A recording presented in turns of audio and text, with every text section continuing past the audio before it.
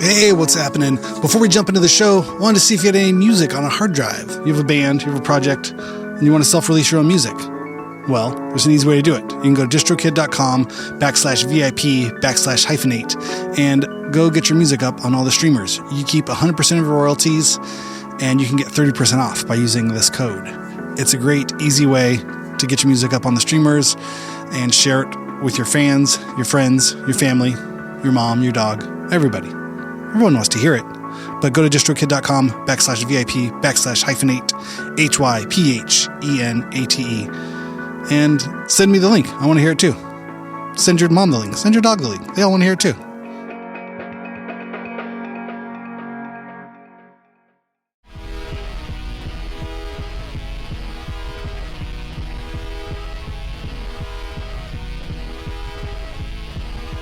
Thank you so much for tuning in to Hyphenate Halftime. This is me, your host, Randy Randall.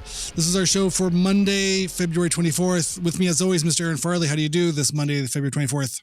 Pew, pew, pew. That's how my brain feels right now. I really want to keep that energy going by the end of 60 minutes. We're still going. But usually the show ends with, "Oh God, oh Lord, geez. this shit show."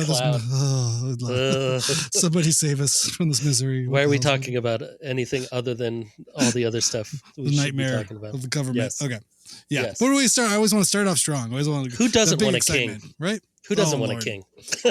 Sorry. Yeah. Okay. All right. I started off early. Staying positive. What was I saying? No negative Movember. NNVs. No negative vibes. No negative vibes for March. The vibes of March. Yeah. Okay. We're not there yet. We can still be negative this month. almost March. So it will have been your birthday 3 days ago. Yeah, yes. I had a great birthday this weekend. I turned 44. That was really fun. That's a good age, I feel like, for this year. You remember 44 being good for you? I don't remember 44. No. That was a long. You know what I don't remember? Almost exactly 6 years ago. 2015. I don't remember 2015. If anybody knows what happened in 2015, they should write us at hyphenatehalftime@gmail.com. Just tell me what happened in 2015. That is a weird one. That is a weird one. That's kind of in between a lot of things. I feel like. Yeah. I was young enough. I was 40. Okay. Yeah. And you were 34. Mm-hmm. Nothing. And, Newly married, newly dadded. Got married in 2012, married our first kid in 2013. Yeah. By 2015, 2-year-old, nothing. I don't know what happened that year. 2015. And then by 2020, then that was COVID, but there was something. Yeah. 2019. Yeah. Yeah. I remember a lot of 2018.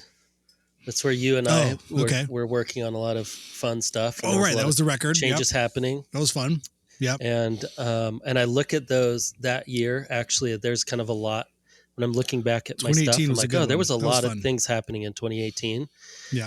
And then, but 2018 is one of those years that does not seem long enough ago to be 7 years ago. Right. No. But 2020 seems like forever ago. It seems 40 years ago. Yeah. Yeah. 1,000 years. Do you remember 2005? I guess that'd have been 20 years ago. Oh, no. No, I don't. 2005 would 2015 is a blank spot, but then 2005. 2005 is when we got married. Oh, that means we're on our 20-year anniversary. Hey, there you go. Congratulations. 20-year anniversary. Months to figure this out. What do you give for 20 years? Paper? Debt. Jewels, diamonds, a lot of wealth, debt. We give each other debt. Yes. Yeah, that's good. Perfect. Okay, that's the 20-year anniversary. Yeah. Good. I have some of that I can pass around. I can do that in a few more years. Seems like that's the main gift these days for most people. Oh, that's a good one. 2005. That was a good one. It was a good year. It's a fun year. 3 years before kids. So we were kind of like working and just traveling a little bit, and married couple, no kids, dual income, no kids. Yeah. Ding. I mean, I don't know how much I still didn't have much of an income back then. Still a single income. Yeah. One good single income and one guy that just keeps going. Trust me. He's trying. It's gonna pan out, baby. I'm working hard. I swear I'm working hard. It's good. This will work. Yeah. Yeah. I swear, just one of these jobs. We're going to get the secret job. It's going to come. But, I like that term. DINKs. Yeah. DINK. Dual income, no kids. Yeah. It's a fun place I remember to be in my life. dad talking about that. And it was like, oh yeah, we used to think we were rich. And we had kids and we're like, wait, where'd all that money go? See, but you know, the thing that gets me with that is I had heard that as well. I had heard that. And so I was ready for, like, as soon as we had a baby, like I needed to like just open up a line of credit or something just to fund the baby having. Yeah. And that wasn't so bad. The having of the baby wasn't that expensive. And even that first year wasn't so bad. It's the long, steady sort of stream. It's not there's just this, like strawberries. I've maybe bought, like 2 strawberries my entire life. Before having children. I probably have an $80 a week strawberry habit in our house. You know what I mean? We're just grapes. How about grapes? Grapes were okay with blueberries and strawberries are big for us. The grapes, we haven't gotten into those ones yet, but we've tried. Yeah. We've tried doing the frozen grapes. Yeah. They're not into it. Yeah, strawberries though. We got the cotton candy grape. They all like that one, but that was that was a fancy kind of grape. So like, weird. don't get used to this. We don't have cotton candy grape. What do you think, we're rich over here? Yeah. Yeah, it is funny that first year you don't really remember or do much. I remember that first time we're like, I think we're ready to go like out in public. Do you remember that time? Oh yeah, yeah. And you got the stroller, diapers, like you already have the stroller, you have everything, and clothes, then you go and you go to like blanket. Yep. And you go to roll the baby out, and then you're like, oh God. So what if something happens? And what if they start crying, and they're in the middle, we're in the store, and they start crying, and oh my God, what am I going to do? I can go back to that. The stress of that first day. First days out, baby's 100%. Like going into Trader Joe's and sitting there, you're like, just don't cry. Like that I would be the most offensive person in the whole store. Yeah. If my baby started crying right there, I don't know what I would do. That's hilarious. It was a very funny moment. Other than the stress of actually when you leave the hospital and they go, bye-bye. Like you have your seat and everything. They're like, all right, good luck. Best of luck. And you're like, wait, I'm supposed to drive with this thing in a seat? What happens if something happens? Yeah. Aren't you guys coming with us? Like, you're just going to let us take this thing? The thing was just... What do I do when I get home? You just hang out with it. Like, what do you mean? That's what mother-in-laws are for. Don't you have a mother-in-law there? You make a schedule and... you just hang out and you're just sitting there going, well, because it's so serious. You have the baby, there's a whole team there, you have a whole floor, there's around the clock nurses visiting you, being with you for however long, your time in the hospital is. Knock wood, things go well. And then they say, okay, now go home. You're like, but that's just me there. I don't have any of you guys there. This little person needed a whole team of people, a whole floor of a giant multi-billion-dollar hospital to be here. And they're like, nah, he's good with you. Yeah. They're like, actually, you didn't need any of this stuff. You're fine. This is all just in case. But I'm just a guy with a car that kind of works. Well, the seat's good, so it should get you home. Like, okay, and coming through the door, like, yep. It's just plenty of people have these things. Oh, Lord. Good. Yeah, I do remember getting home and we had the like a baby monitor, but just the audio one. Okay. And so every time you hear like them like roll over in their crib or whatever, you just hear, and then it wakes you up and you go, oh my God. And you go in there but then if it's too quiet, you get too nervous. So you still go turn all the lights on. Yeah. Same thing. And then you like try not to wake them up. And then it's just that first, I feel like that went for months, like months and months. And then when we had our second kid, just like 2 years later, someone gifted us like a video baby monitor. We never took it out of the package. Oh, you were pros. We're like, where's Towns? Need it. Oh, wait, shit. He's sleeping. Wait, is he? Go check. Is he in there? Like what happened? I don't know. He's crawling around somewhere. I don't know. He's got to be. He can't even crawl. He's got to be somewhere. He's here. Let's go find him. He can't move. He can't have moved too far. At least Oh my as God. long as he's Yeah. not laying on the couch by himself. Yeah, the big difference between baby 1 and baby 2 is huge. Way different. Yeah. Where is he? Yeah, he's fine. It's fine. I don't hear him crying. It's fine. Yeah. The last week's interview was about a band from your neck of the wood, from Tacoma, Washington's very own, the Sonics. Yes. Were you familiar with the Sonics? Did you know them, or had you heard their music prior to the episode? Yeah, I learned about them mostly from because in college, a couple friends' bands were like big garage rock, tight pants, Beatle boots, like the whole 60s. One of them tight pants bands, yeah. Yeah, and we actually had multiples tight pants bands in Pullman who ended up, like a bunch of those dudes ended up moving to Portland and also still playing in Portland. One band was called The Pills, which I guess there was another band in Boston that also was called The Pills, and they were The Pills first. So then they ended up having to change their name to The Real Pills. Ooh. So they are The Real Pills, and you can find them on some compilations. They got put on like one of those garage like compilations. They put out some 7-inches, but I've tried to find them since. And just heads up, if you Google the phrase the real pills, it goes to the DEA.gov, the counterfeit pills, drug enforcement agency, and it goes directly to fake pills that can contain deadly amounts of harmful drugs. So the real pills. It just goes to the whitehouse.gov now. Yeah. It's because that's where all the pills are going. Yeah. But if you go put in the band, then you get a Swedish band from Sweden. Who put the Real Pills? The blue pill. Jeez. No, the I'm Real gone. Pills. Yeah, it's like these things doesn't work anymore. You've been blue pilled or red pilled. This Randy. Google thing doesn't even work. Yeah, I wonder why. Yeah. All right.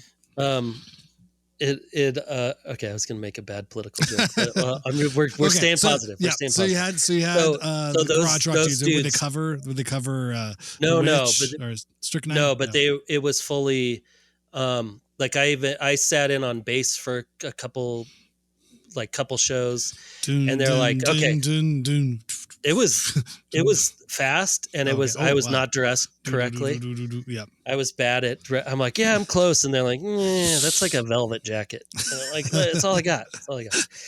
And but they those are Jinko jeans, and you have your chain wallet showing. It wasn't that bad, but it was close. I did not have Beatle boots, but I might have picked up some like penny loafers or something. From you had some Carhartt overalls and a beanie. Yeah.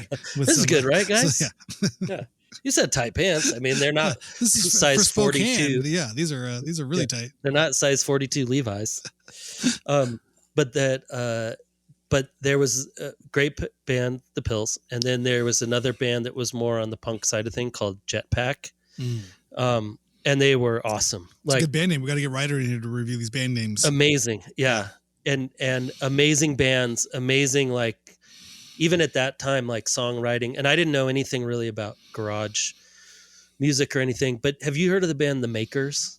You heard of those guys? It sounds familiar. So this is a Spokane band. Okay. And those dudes like super garage. They ended up becoming more like garage, psychedelic, old Rolling Stones kind of vibe. But they were known to have been kicked out of every single bar and club in Spokane, so they weren't allowed to play in Spokane anymore. So that's got to be hard to do too. I mean, that's not. I mean, yeah. I imagine Spokane would put. I think maybe they like the kicking some people in the face and getting in fights and throwing mics and yeah. And so I think they became a Seattle band, but they so they were. What happens if you get kicked out of a band from every bar in Spokane? Yeah. Welcome to University Hill. Yeah, exactly. Yeah. And this was like this would have been 97, maybe 96, 95. And so but anyway, so there was this kind of group of like garage bands, and they were like, well, you got to listen to the Sonics. And so they had whatever, either 7-inches or CD, whatever at that time. And so that's the first time I had heard them. And then, the only person you really knew before grunge who was from Seattle was Jimi Hendrix. Oh, okay. So it was like Jimi Hendrix, Sir Mix-a-Lot, and the Sonics. It's the Seattle triumvirate.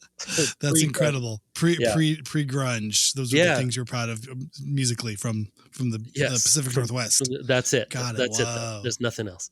That's huge. No, but that so I knew of them. So because I didn't know who the interview was, and when it popped up and I heard your intro, I was like, I had just seen that like a digital ad or something for that Sonics movie just a couple of days ago. Amazing. I don't know where I saw it, but so it was awesome to hear. I mean, just to hear that the story of like him and his dad coming together to be like, he's like, I thought my dad was lame. And then his dad ends up like giving him the band that ends up, running his life for the next 25 years, 30 years. Isn't it which wild? Is crazy. Yeah. Yeah. I mean, I was blown away. Yeah. I mean, when I think I saw an ad on Instagram, they were like Sonic's documentary. And I was like, what? Why didn't I hear about this? Like, what is this thing? Is this out? Is it what? How do I? What is? Then that's what. And I wrote to the account. And I just wrote to the Instagram. I went to the thing. It was a paid sponsored ad. And I clicked on it, and I was like, hey, do you want to be on the podcast? Here's what I do. And he was familiar with No Age. So it was funny. He wrote back, he's like, what? From No Age? Yeah. Okay, yeah, let's do this. So it was really funny. We set it up in 2 days. I was just impressed. I was like, wait, somebody made a movie about the Sonics. This is great. I want to know more about this. And he sent me a link to the film, and it goes by so fast. It was so easy. I didn't even wait to that. I watched it that afternoon. As soon as he sent it, I was just like, holy shit. I was kind of devoured. Oh, that's amazing. And it plays really, really well. He gets into it in the film too. He talks about putting himself in there and, in that story, but I think it really kind of centers it because, it's not like they, went on to all get married to a Kardashian and, sell out arenas. Yeah. It was a big return. Yeah. Yeah. Not yet. Yeah. There's always time. Yeah. So I think he creates a context and a perspective of how insane it is that, 30 years later, 40 years later, these guys are recognized, as something. I think that was really, so much of it, the credit goes to Buck, the guy who was, who ran the label and put out the records and kind of kept that legend alive, where it seemed like the rest of the band really had just moved on. And I could easily understand that, imagine anything you did between 17 and 20. Yeah. And then 30 years later, or totally. 40 years later, now you're in your late 50s, almost 60 years old. And someone says, yeah, remember that thing you did when you're 18? You're like, what? Yeah. No. Well, it's influenced a whole genre of everything. You're like, that's not possible. And then they're like, where's my money? Well, yeah, that's not going to happen. Yeah. Wait a second. But I mean, it's insane. It's insane to think of. I mean, if Sabertooth Tiger, all of a sudden, if some kid was like, I want to do an interview or I want to do a documentary. I'm like, no, there's no use. Don't waste your time. I want to waste 16 years. I get it. You found the CD in a bargain bin of a $1 bargain bin, and it's not even streaming anymore because the label is just like, this isn't even worth having it in a digital platform. Costs no money. And I would be extremely reticent to even just be like, what do you need? I don't. You want $100 just to go away? A waste of your time. So even when he was talking about the who was it? The drummer coming up and just going like, why are they? I still don't get it. after they're like signing stuff at a film premiere and there's sold out and everything, and he's like, I don't understand why all these people are even here. Yeah, what happened to the world? Yeah. Why did the world go crazy? There's too many people on Earth. The population explosion is insane. Just waiting for the prank. You're like, okay, why are you paying all these people to be here? It's wild. It's wild. Yeah. But the story of the band was so cool too. I mean, it's very much in that,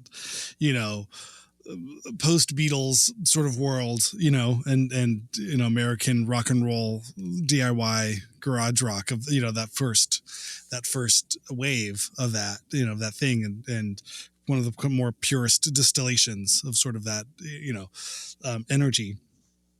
And I like how they said they were just so scary. Because I think, again, anything in black and white with 4 guys with modest haircuts and tight jeans, they're like, it's not that scary.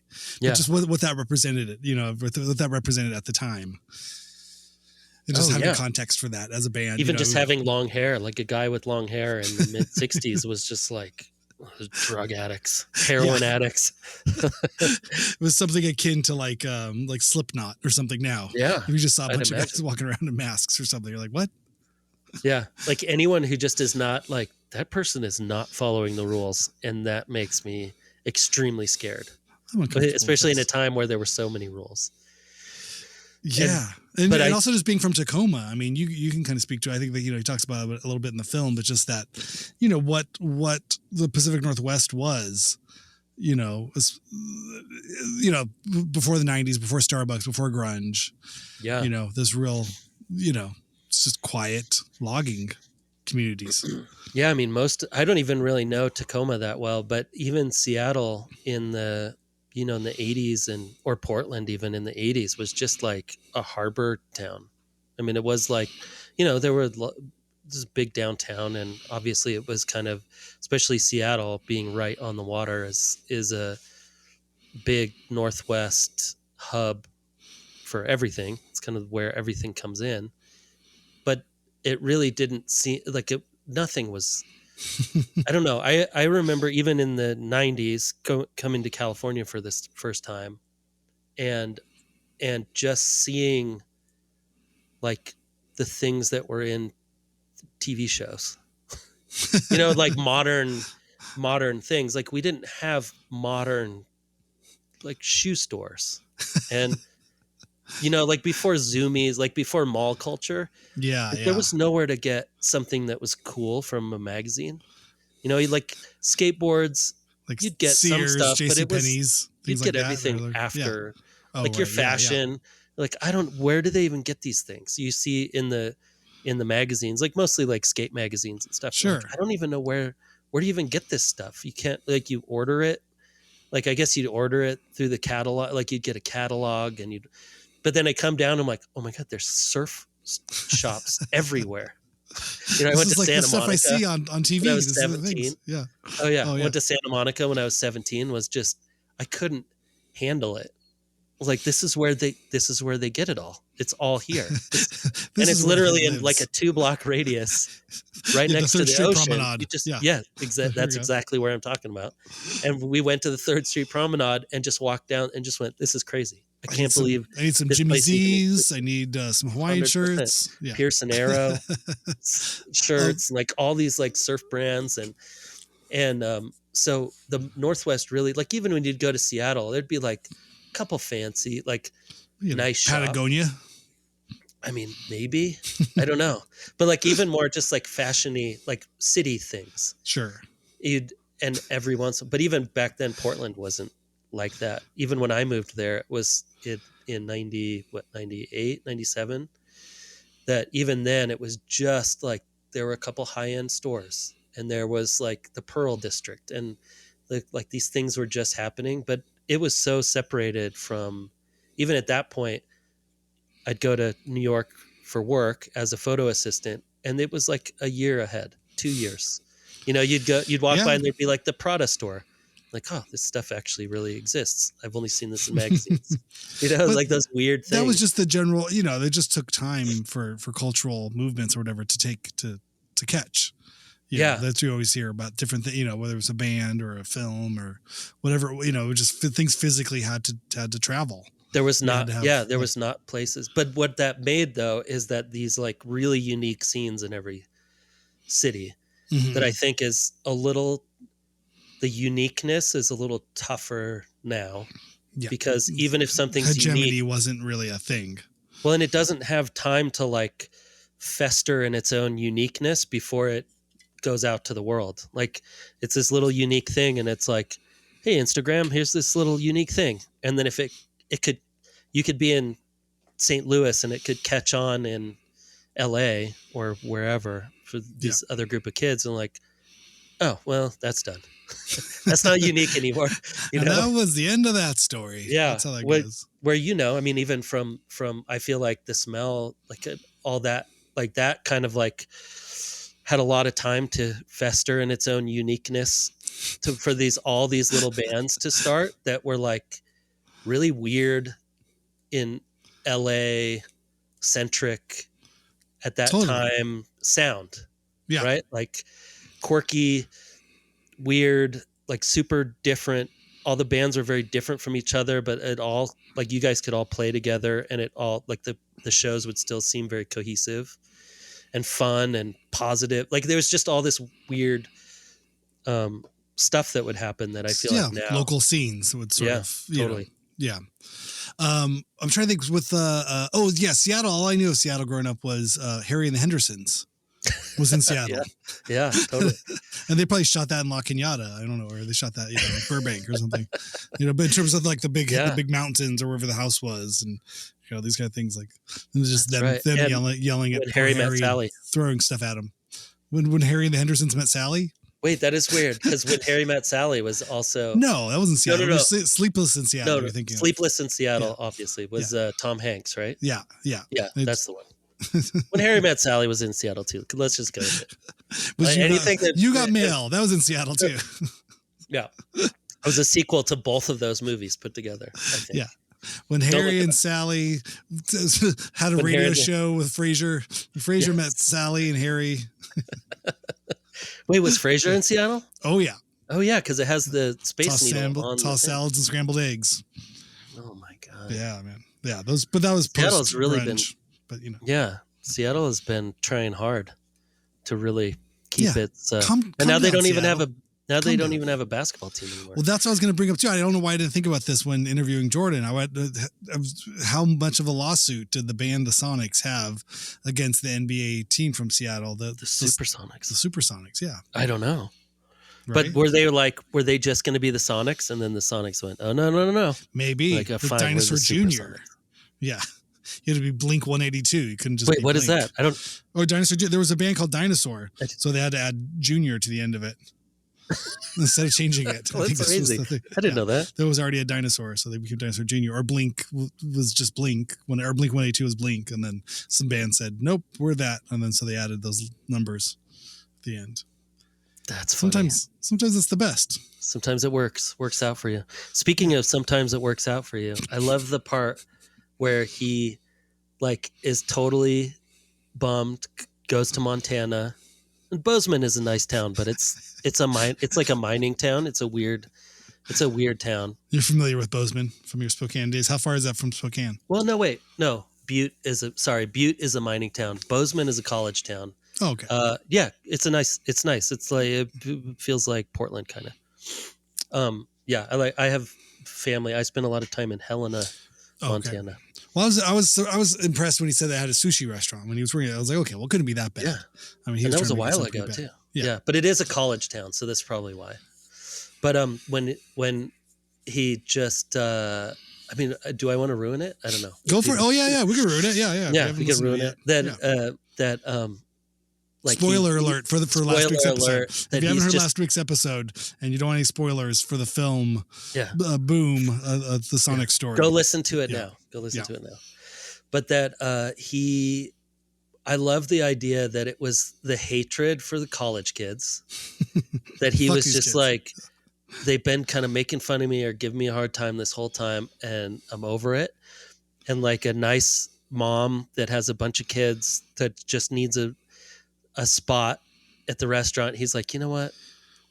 I've had it with these college kids. I'm going to give her a table in front of everybody. And then it ends up being Mike McCready's family from Pearl Jam, who's influenced hugely by the Sonics. And that's how he ends up remaking his movie after trying to make it for 7 years. I love that story so much. Incredible, right? Yeah. When I saw that, it was just like, of course that's what happens. Yeah. Yeah. How could it not? And it's like when those things do happen, it is kind of the universe punching you in the face and going, all right, it's time. Here you go. You know, all that other stuff you went through. Yeah. Just remember that life sucks sometimes. Yeah. But don't pass by this situation if you're really committed to making this thing. Yeah. But that was a test. And if you take this and run with it, you pass the test. And if not, you didn't really want to make the movie anyway, so it's fine. Yeah. Have fun in Bozeman. You know, like I do. I feel like I haven't been in a situation that's been that heavy ever, but I've definitely been in those situations where you're like, this sucks. I have like none of these things are going well that I thought were supposed to happen. And you get put in some situation where you're like, ugh, how, and you're embarrassed. Like even when he talked about, he's like, I didn't even talk about being in LA and the movies and all that because I was so embarrassed that I didn't make it and all that, like all that ego, like your ego just getting pummeled. Yeah. And then at that lowest point, just something happens and you go, you gotta be kidding me. You have to be kidding me. Could this possibly work? Yeah. Or just that, like, it's like those times where it gets so bad and then something happens so strangely that it's laughable. And you just feel like someone is, I mean, I always feel like there's someone in my head just laughing and going, yeah, told you. Like, stop being an idiot, or whatever. Yeah. Like this, like, yeah, you're not that big of a deal. Stop being an idiot. Sometimes things suck, but guess what? Just keep going. It's fine. It's going to be fine. Yeah. Look at this thing that just got put in front of you. Funny, right? That's what, I thought it was such an inspiring story because, making anything is hard. Making anything. It'll just, especially anything. A film. Jesus. Oh yeah. Films are almost Herculean. And then even if you made it, then what do you do with it to get anybody to see it? You know what I mean? All of the things in the perfect storm and just the endless amount of hard work and dedication to something that no one else even knows exists. You know what I mean? I think that's the thing. It's not like you don't have a cheering section. There's no one cheering you on. You could do it. Go. It's like really just this dumb idea that you have. And when the money's gone and the friends are gone and everything's gone, it's just going to be you just with this thing. Like, I really want to make this thing. Yeah. And you can only you can kind of like only ask your friends for favors for the first one. Right. And then if the first one doesn't work out, it's like, well, all my favors are gone. Okay. So, I mean, all the people that I know who have either tried to make films or are consistently like working on new projects and trying to get money and grants and like places like shooting permits, and it's just like, it's the most thankless thing. Yeah. And it's it's just so difficult. I don't even know, like, producing a film is difficult. Directing a film is difficult. Acting in a film is difficult. doing music for a film is difficult. Editing a film is difficult. Like, there's nothing about it that even when people are done, I feel like most people are like, I'm never, ever doing that again. And the secret even if it turns out well. The secret is a bad film is just as hard to make as a good one. Yeah. It's like, it's crazy. It's not like it's only really hard to make good films and it's really easy to make bad films. Like, making a bad film is really hard and really expensive too. Yeah. And I think nobody knows they're making a bad film when they're making it. They all think they're making a great film. Even when it's bad, they still think someone's going to love it. And a lot of times you don't even know what makes a great film great. Like, you can analyze it a million times and a million people can analyze it, but you could get two films right next to each other and one's great and one is like, yeah, I don't know, because the flow is weird. And you could sit there and watch it 100 times and go, I don't know what it is. It's like that one cut that didn't, like, the eyes didn't go to the left and they were supposed to go to the right. It literally could be it. Yeah. It could be like, if you cut out that 30 seconds, the whole thing could have like come together and you never know. Yeah. Right. Just a different edit or a different casting or a different day. You're going to shoot on a thing. Maybe I know. I think I've told the story before. We went to Sundance early on. Our friend Ben Wolfenson made a film called High School Record. I think that came out in 2006. I want to say, or 2005. Yeah. And he made a film about Friends Forever, the band from Denver, Colorado, who were a duo that played in their van, their VW van, out in front of other concerts. I don't know if you ever saw that Friends Forever documentary. Anyway, it came out on DVD, but Ben would hang around the Smell and was friends with bands and everything. And he cast this film. It was a narrative film about high school kids, and he cast it out of the Smell in like 2005, 2006. So it was kind of just everything we were doing, at that time, and all of our friends. And so it starred Dean and Jenna from Mika Miko.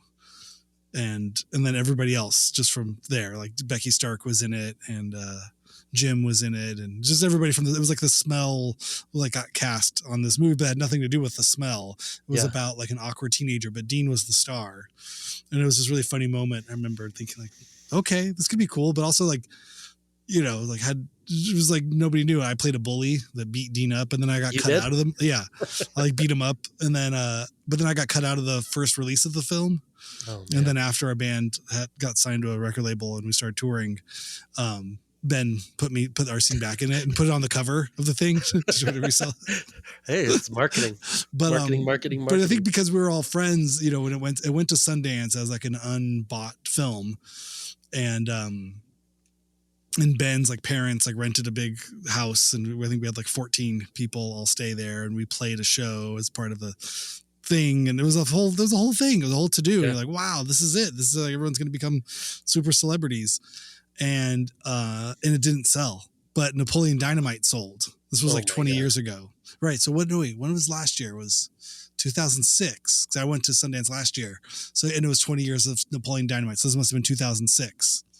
So it was 20 years ago. But the only reason I bring up Napoleon Dynamite is because it was about a high school kid with big, kind of like aviator like glasses, or like kind of like dork glasses. And that was sort of how Ben dressed Dean, as like a Napoleon Dynamite type character. This kind of high school nerd and all the adventures and mishaps and just misanthropic people in his life and weird things that happened. And so the film High School Record was really nothing like Napoleon Dynamite. It felt a little more like The Office or Parks and Rec or something. Yeah. That kind of like fake documentary style, or, fly on the wall, candid stuff. But that's not what people wanted. That was it didn't work. And it was the funniest thing, because everything's built to that moment. Like, oh, this is it. The elevator just keeps going up and up and up. Here's another floor. It's going to happen. And then within like a week or something, or by the end of the thing, I think we all drove home. We're like, oh, this is going to happen. All right. Dean's going to become the next Jake Gyllenhaal. Look out, Donnie Darko. Here's, and then they're like, what the fuck is Napoleon Dynamite? What is that? Everybody was talking about that. The whole festival. It just became about that. And then we all kind of went home being like, wait, did we lose? Like, was that a competition? Were we supposed to win? Were we supposed to go home? Like, is this still happening? Are we movie stars? Oh man. But nope. And it was the funniest, and it was like everyone back to reality. So weird. The funniest moment.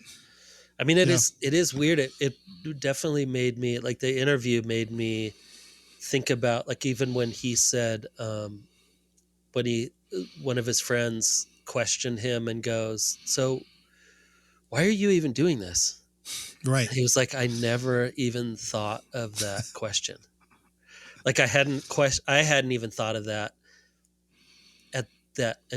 until that moment, and then was just like, I don't know. And it really did make me think of the majority of the decisions I made up until very recently, artistically, of like, you just feel like it needs to be done. Yeah. I mean, like, and it really made me think of the gallery when we started, when we had the chance to start our little gallery in Highland Park. And it was really because our friend Neil and Jeremy were looking for office space, and they had found this spot that had, like, it was, I don't know how big that place was, 1,200 square feet, I think. And so then they were like, well, we could do 400 square feet in the back, and then maybe we could do something in the front. And then the idea of a gallery came up, and Monster Children and all this stuff.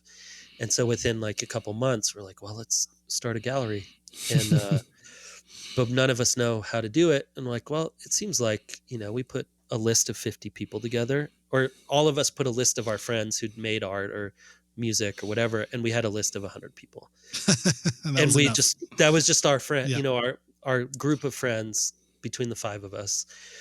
And we're like, okay, well, this will probably go for a couple months. And then, with the help of Ruka eventually, and Justin, and, like, everybody being involved. But I do remember it just made me think of every year we'd sit down with the accountant, and they'd go, okay, you're not making any money. You're not really losing money, but you're breaking even. And so what are you like? And we're like, yeah, good. Okay. Sounds good.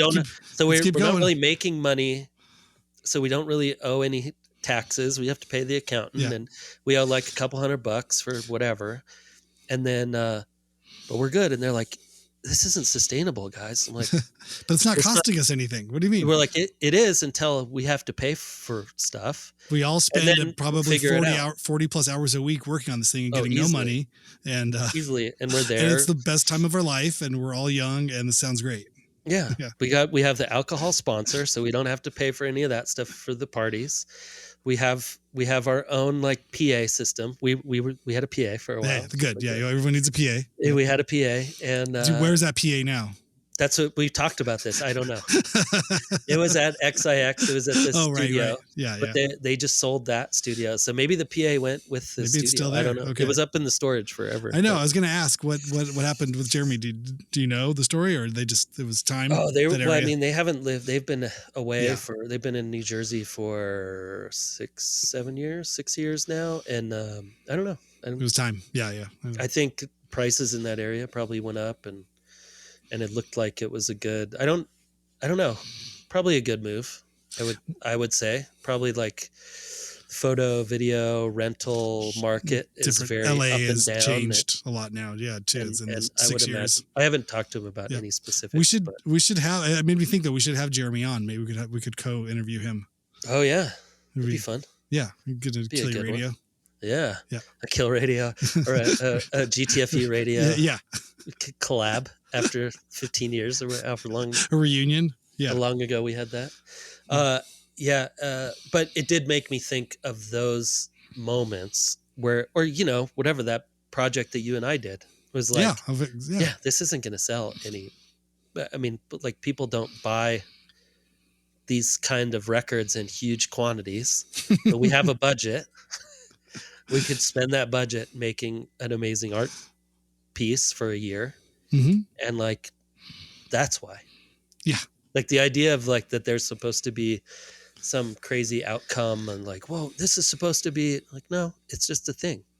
It's a thing that I think needs to happen and makes you feel good. The world needs it. So if you can see it, you know what I mean? I think that's what was cool too. In his interview was just talking, where he's, it's like he saw the band the reunion happening and he was there with his dad and he's like, I need to make a movie about this. He could see it in his head.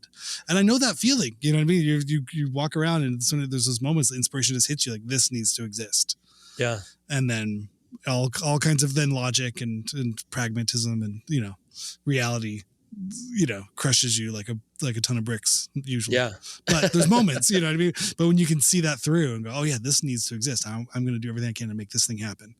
Yeah. It's huge. And I think sometimes when you're fortunate enough to be like, well, okay, so you're a filmmaker and then you get in that situation and you go, oh, well, I know people that make films or I know a producer or okay, maybe if you have those first couple numbers to call, if you want to do something and you go, well, I can actually see how to do this in a general sense, then you're actually fortunate enough to be able to maybe do it. I don't know. And then maybe you're the one that 20 years later, some kid comes up and goes, oh my God, I watched your Sonics movie and it made me want to be a director. And maybe that's literally the reason why you made it. Yeah. You know, or why it had to be made. Because there's that one kid that is then going to be the next Ridley Scott or whatever. Like, oh, okay, that was it. And you're 80 and you're like, okay, carry on, young artists. You're welcome for all my inspiration. I must leave now. I must go back to my home planet now. Bye. Broke and happy. It's fine. Oh, it's so wild. Yeah. Well, I had a lot of fun talking with Jordan. It was great meeting him and talking, through the doc. And I was curious too. It was the thing. I was like, oh man, should I try to reach out to the Sonics band people? But I feel like I just saw the whole story play out in the movie. You know what I mean? It was the kind of thing where I'm like, okay, well, I feel like they're all, sort of moved on with their life. I think that's what was cool. I know you didn't see the documentary, but in the end, again, spoilers, they all sort of seem to come to peace with this part of their life. You know, the ones who reformed for the reunion, I think, were happy. The ones that didn't, they seemed just as happy to not be doing it, not getting out there on stage every night. And the ones that got up on stage, I think, kept it together long enough and kind of understood their place and their accolades and everything, you know, got all the flowers they would want in that later part of their life. And then it sort of seemed like, okay, well, we did it. You know? Well, and again, maybe that was the reason for the movie. Maybe it was literally to like allow the band to just come to peace with the whole thing. And it was just a 15-year, 16-year struggle that he didn't realize that he had to be their therapist. Well, you know, and that was it. It wasn't quite some kind of monster. I think that it did strike me though too in watching it. Like a lot of these guys, you know, there's a lot of great footage of them, you know, as you know, teenagers and young 20s doing the band, and then they get, you know, so it gets to be somewhere in the end of the 1970s or in the 1980s, and they all look like our dads. He's got mustaches and kind of funny haircuts and too tight of shorts and hanging out and crushing beers at the lake or with the family and, you know, and Christmas or whatever. It just was like, they're just guys. They all seem pretty happy. You know, I mean, garage rock isn't in anymore. It was kind of a moment. Yeah. It sort of seemed like a few of them played, some did, some didn't, went on with the rest of their lives and really had a full life. And it was a really funny thing to look at it. And maybe that's just the way I see it now as a dad of two kids in my 40s, you know, with music background. It was just like, these guys look happy. They're not like, they don't seem like they're, you know, like 30 years later kicking rocks. Like, we could have been bigger than the Beatles. They all seem to sort of have just found whatever they found a place in their lives. And then for it to come back 40 years later was really the surprising part to them. Like, what do you mean? Like I have a whole life. I'm dedicated. I've raised children. I've got a whole life. I've lived here. I'm going to retire in a couple of years. Like, somebody gives a shit about that? Get the fuck out of here. One thing that I'm like, forget about. Yeah, that I didn't even work that hard at. You know, we did it. Yeah. You know, we worked hard and put it, and then we were done with it. You know, put the records out, and then we were done. And so for that to even be a thing like that has to be a kick in the head too, in some ways, where you think like, but what about the rest of my life? What does anybody want to do a movie about that? Like, no. Nah, no one cares. We only want to hear about those 3-chord songs you wrote in your 20s. Like, but I'm an accomplished adult man. I'm an accomplished member of society. I've done lots of things. People. Yeah, I've lived a full, meaningful life. That's whatever I did. Yeah, Keep playing the guitar. Get back on stage, monkey. All I want is some sweet riffs. Poke you with a stick. Play the thing from when you're a kid. Well, that's what I guess I meant too. Like, not necessarily a therapist, but like a conduit. Oh yeah, like that he became the conduit for them to hash out all of these like some like little weird things that they had from the past of like that they just didn't want to deal with or talk about or whatever, and then realized like, oh, we actually have this cool history together. Well, I think anything fine. Like these are rock doc sort of things. You know, it's become generational for the last 20 years, where people are able to make really well-informed, well-researched, well-shot documentaries about relatively obscure or underknown or underappreciated bands. You know, kind of this underground band would get a moment in the spotlight, and having a doc kind of puts a frame around it. And I think, at least in some kind of time capsule sort of way, that is probably easier to understand the impact, importance of these bands. Yeah. You know, for decades to come later. It's hard because I think being a fan of some bands you see, I'm like, well, that sucked. They didn't even talk about all the other cool stuff that band did. Yeah. You know, some bands, it's just hard to get the whole thing in there, but you just know that. And when a band only created music for a couple years and then went on their way, I think that's, especially when that music, when you listen to it, you're like, wow, this could have been like the Kinks, or this could have been like, the songs were good enough to be like, well, these are really good, catchy garage rock, blues based, whatever. And then I do love all those bands though that like, and I don't even know them, the like Bird is the Word and like all that kind of like surf kind of like when you listen to them and like, this is so weird, like like just syllables but not words, and love it's like, and then you think of that weird time that was like, this is a weird pre-punk kind of bratty teenager 20s, I don't want to grow up kind of thing that happened only for this little tiny amount of time. And then it became like, then stadium rock just kind of like took over with super riffy craziness. And then like, well, I guess all that other stuff. And then whatever, all that stuff bubbles up again. But I do like when you hear those songs and you go, this is from 1962. This is a really crazy, weird song. Yeah. Like the Monster Mash. Yes, totally. Purple People Eater. Boris Bobby Pickett. Oh, I don't even know. Yeah, that's You know all those. Well, no, it's just because. But I mean, that's like even Lou Reed. You know, started out at I think it was Pickwick, or no, what was it called? Wick. Oh yeah, Pickwick. Right. He started off like as a songwriter for all these fake bands. They would just make up a name of a band. They'd have the same 4 or 5 songwriters, and they could put out like a $1 record of all these bands doing their cover songs of the Beatles, but they didn't have to pay master licenses too. They would just pay the publishing on it. Or then they would pepper them, maybe do one Beatles song by the Strawberry Shoe Goo, and then have 14 other bands that were all just made up. And it was like half the songs were Lou Reed songs that he made up for 14 different bands, And they could just say, they're just like playing the system a little bit. Yeah, exactly. Yeah. I mean, it's always been kind of rigged in that way. I mean, it's much like, the Spotify fake artists now, that Spotify only promotes bands or artists that they own all of the rights and licenses to. Oh, imagine that. Yeah. Could you believe it? Don't worry. Don't worry. The regulation is coming, Randy. No. Things are going to get more regulated. Fine. Sure. No. It's going to be regulated for the little guy. Trust me. I heard a guy. He was telling us all about it. But yeah, no, I mean, it's cool. I think, the doc stuff is interesting. I don't think I can watch another documentary of Paul McCartney scratching his ass and going, and then I told John it was about, my shoe was untied. And that became the long and winding road. It was actually about my long winding shoelace. Blunkety blunkety blunk. Like, God damn it. Like, I love and the Beatles. another $1 million. I love Paul McCartney, but again, yeah, I mean, just there's a lot that's been documented.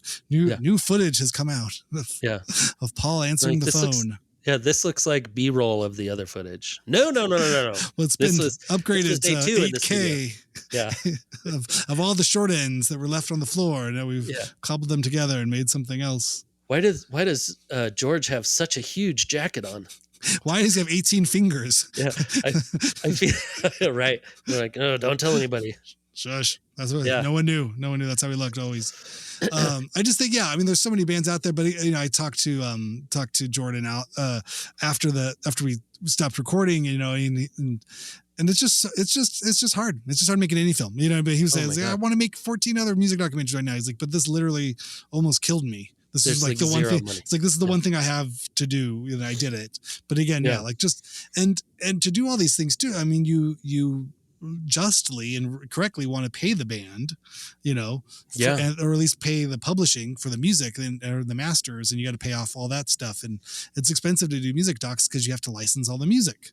Yeah. So that right there, I mean, we don't have to pay people, the other celebrities, to do talking heads things, but you got to hire a camera guy, a DP, someone with, to work the lights and sound, and then you got to edit it. There's all the other expenses, but inherently any documentary is going to, about a band is going to is going to be a huge bill to either the publishing company and or the record company, because you're going to want to hear all the songs. So but I remember hearing or a friend of mine, and I actually have to go right after. But I just looked at the time, but that back in the early 2000s was making, I think he ended up making it, the documentary about Murder City Devils. Oh wow, yeah.